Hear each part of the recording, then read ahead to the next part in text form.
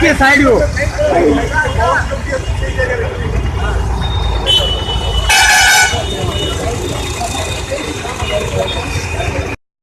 आज सेमलीगुड़ा म्यूनिसिपालिटी तरफ आम सुनाबेड़ा ठार आरंभ कर सेमलीगुड़ा पर्यंत विजु जनता दलर जनसंपर्क पदयात्रा करूँ। निश्चित भाव में समस्त जनसाधारण पार्टिसिपेसन थिला।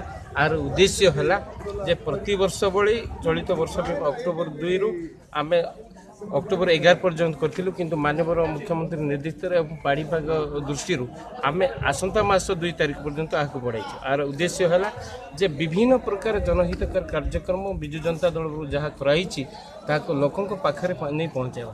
अवशिष्ट भाव में किसी जदि योजना रही जाइए लोकों आड़ किसी आप्लिकेसन उपस्थापन कले ताकू नहीं आम मुख्यमंत्री पाखे उपस्थापन करूँ।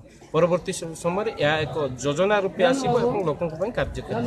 तेणु यह निश्चित रूप लोक मान आम आह्वान करुँ समस्ते आम सहित सामिल हो पदयात्रा को साफल्यमंडित कर। धन्यवाद।